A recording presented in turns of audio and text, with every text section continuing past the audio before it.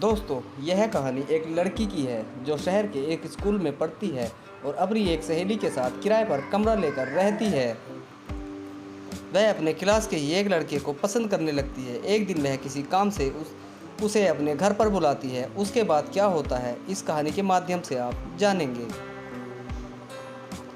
तो आइए कहानी शुरू करते हैं। कहानी शुरू करने से पहले अगर आपने अभी तक हमारे चैनल को सब्सक्राइब नहीं किया है तो चैनल को सब्सक्राइब कर लें, क्योंकि इस चैनल पर आपको बहुत सारी दिल खुश करने वाली कहानियाँ मिलेंगी। रविवार का दिन था, स्कूल की छुट्टी थी। कमल और उसके दोस्त मूवी देखने का प्लान बना रहे थे। तभी अचानक कमल के फ़ोन की घंटी बजी। हेलो, क्या मैं कमल से बात कर सकती हूँ? हाँ, मैं कमल बोल रहा हूँ। आप कौन? कमल, मैं राम्या बोल रही हूँ। तुम क्या कर रहे हो? बस कुछ नहीं, तुम बताओ तुमने कैसे फ़ोन किया? कमल, तुमसे मुझे एक हेल्प चाहिए, क्या तुम मेरी मदद करोगे? राम्या ने बड़े ही अदब और नज़ाकत से पूछा था।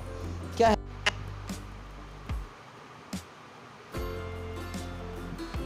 कमल, तुम्हें तो पता ही है कि हमारे एग्ज़ाम्स होने वाले हैं और पहला पेपर गणित का ही है। तुम यह भी जानते हो कि गणित मेरे पल्ले ही नहीं पड़ती। तो क्या तुम मेरे कमरे पर आकर मुझे समझा सकते हो? हाँ ठीक है, लेकिन आज तो संभव नहीं है क्योंकि मैं आज अपने दोस्तों के साथ कहीं जा रहा हूँ, कमल ने कहा।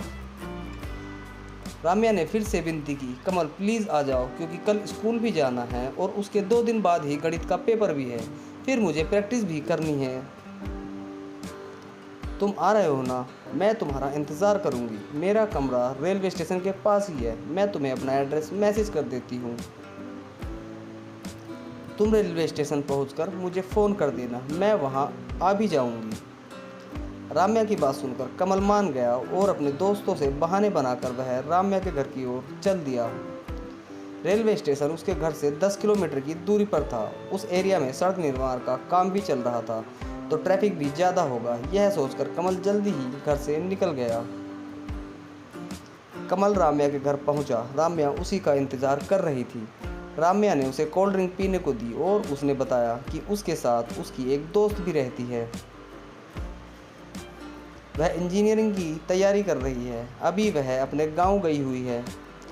कमल ने राम्या से कहा कि वह जल्दी गणित की किताब निकाले और जो उसे समझ में नहीं आया वह पूछ ले।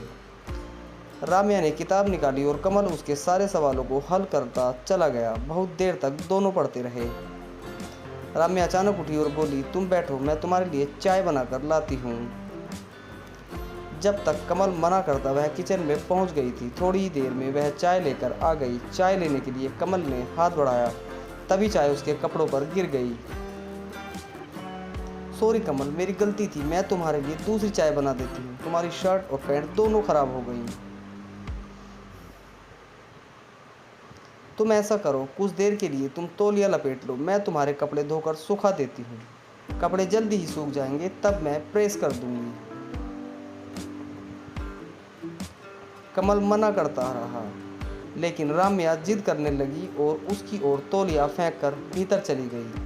कमल ने अपने कपड़े धोने के लिए रख दिए और तौलिया लपेट लिया। तभी राम्या दूसरी चाय लेकर आ गई। वह उसके कपड़े लेकर धोने चली गई। कमल की चाय खत्म हुई थी कि राम्या कपड़े धोकर वापस आ गई। अब उसने लाल रंग का ढीला ढाला गाउन पहन रखा था। कमल ने सोचा कपड़े धोने के लिए शायद उसने ड्रेस बदला होगा। अचानक राम्या कुछ असहज महसूस करने लगी, जैसे मानो गाउन के भीतर कोई चींटी घुस गई हो।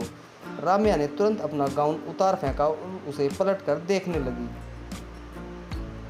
राम्या को बिना गाउन के सिर्फ 2 छोटे छोटे कपड़ों में देखकर कमल जोश और संकोच से भर गया। तभी अचानक राम्या ने अपना हाथ बढ़ाकर उसका तौलिया खींच लिया। अब कमल सिर्फ अंडरवियर में उसके सामने खड़ा था। अचानक राम्या उससे लिपट गई। कमल भी अपने आप को रोक न पाया। दोनों के जिस्म मिलकर एक हो गए। और अगले रविवार को राम्या ने कमल को फ़ोन करके फिर से अपने घर बुलाया। पहले तो कमल ने मना किया, पर राम्या ने कहा कि पिछले रविवार की घटना वह सबको बता देगी, तो वह आने को तैयार हो गया। कमल के घर पर आते ही राम्या उसे पकड़कर फिर शुरू हो गई। कमल भी जोश में आ गया था। वह भी उसका साथ देने लगा। पिछली बार वाली कहानी एक बार फिर दोहराई गई। जब दोनों शांत हो गए, राम्या उसके बालों में उंगलियां फिराते हुए उसके अंगों से खेलने लगी। राम्या ने उसे केसर वाला दूध पीने को दिया। कमल ने एक ही घूंट में गिलास खाली कर दिया। अभी वो दोनों बातें ही कर रहे थे कि तभी भीतर के कमरे से उसकी सहेली सुमन निकलकर आ गई। सुमन को देखकर कमल चौंक उठा। राम्या ने कहा, घबराने की कोई बात नहीं है, सुमन उसकी सहेली है और वे दोनों साथ रहती हैं। सुमन उन दोनों के बीच में आकर बैठ गई। तभी राम्या अचानक उठकर भीतर चली गई। सुमन ने कमल को प्यार भरी निगाहों से ऊपर से नीचे की ओर देखने लगी। कमल उसका इरादा समझ गया था। ना चाहते हुए भी उसे सुमन के साथ वही सब करना पड़ा। कमल जब घर जाने के लिए उठा तो वह बहुत कमजोरी महसूस कर रहा था। दोनों ने उसे विदा किया। इसके बाद कमल उनसे मिलने में कतराने लगा। उनके फ़ोन आते ही वह काट देता। एक दिन राम्या ने कमल को स्कूल में मोबाइल फ़ोन में रिकॉर्ड वीडियो क्लिपिंग दिखाई तो कमल के हाथ पैर कांप गए। राम्या ने कहा कि अगर वह उसके बुलाने पर आने से इनकार करेगा तो वह इसे सबको दिखा देगी।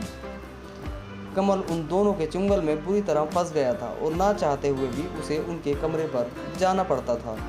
एक दिन कमल के दोस्त अनुभव ने उससे कहा कि आजकल वह थका थका सा क्यों रहता है, इम्तिहान में उसके नंबर भी कम मिले थे। कमल रोने लगा। उसने अनुभव को सारी बात बता दी। अनुभव के पिता एक पुलिस इंस्पेक्टर थे। अनुभव ने कमल को अपने पिता से मिलवाया। सारी बात सुनने के बाद वे बोले, तुम्हारी उम्र कितनी है? कमल बोला, 18 साल। और उन दोनों की इसी के लगभग है। क्या तुम उनका मोबाइल फ़ोन उठाकर ला सकते हो? मुझे वहाँ फिर जाना होगा। हाँ, बस एक बार चले जाओ। इस बार जब राम्या का फ़ोन आया तो कमल काफ़ी मना करने के बाद तैयार हो गया। वह हूबहू उसी के जैसा मोबाइल फ़ोन लेकर उनके कमरे में पहुंचा। 2 घंटे समय बिताने के बाद जब वह अपने घर लौटा तो उसके पास राम्या का मोबाइल फ़ोन था। मोबाइल क्लिपिंग देखकर इंस्पेक्टर चकित रह गए। उनकी ज़िंदगी में यह अजीब तरह का केस था। उन्होंने कमल से एक शिकायत लिखवाकर दोनों लड़कियों को थाने बुला लिया। पूछताछ के दौरान लड़कियां बिफर गईं और उल्टे पुलिस पर ही चरित्र हनन का इल्ज़ाम लगाने लगी। उन्होंने कहा कि कमल उसका सहपाठी है और इसी के नाते वह उनके कमरे पर आया था, पर उन्होंने उसके साथ कोई ऐसी वैसी हरकत नहीं की थी। जब इंस्पेक्टर ने मोबाइल क्लिपिंग दिखाई तो दोनों के सिर शर्म से झुक गए। इंस्पेक्टर ने कहा कि वे उन प्रिंसिपल माता पिता को उनकी इस हरकत के बारे में बताएंगे। लड़कियां उनके पैर पकड़कर रोने लगी। इंस्पेक्टर ने कहा कि इस जुर्म की उन्हें सज़ा मिलेगी, वे स्कूल से निकाली जाएंगी और समाज में बदनामी भी होगी। उनके द्वारा बार बार माफ़ी मांगने पर इंस्पेक्टर ने कमल की शिकायत पर लिखवा लिया कि वे आगे से ऐसी कोई हरकत नहीं करेंगी। उसके बाद कमल ने वह स्कूल छोड़कर दूसरे स्कूल में दाखिला ले लिया। साथ ही उसने अपने मोबाइल की सिम बदल दी। इस घटना को 8 साल गुजर गए। कमल कंप्यूटर इंजीनियर बन गया था। इसी बीच उसके पिता नहीं रहे। मां की जिद के कारण वह शादी करने के लिए तैयार हो गया। कमल ने मां से कहा कि वह अपनी पसंद की जिस लड़की को चुनेंगी वह उसी से शादी कर लेगा। अपने काम में बहुत व्यस्त रहने के कारण कमल ऐन फेरों के दिन ही घर आ पाया। शादी खूब धूमधाम से हो गई।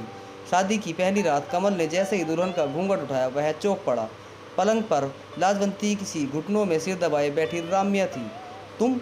कमल ने चौंकते हुए कहा। हाँ, मैं अपनी गलती का प्रायश्चित करने के लिए अब मैं ज़िंदगी भर के लिए तुम्हारे पास ही आ गई हूँ। हो सके तो मुझे माफ़ कर देना। इतना कहकर राम्या ने कमल को गले लगा लिया।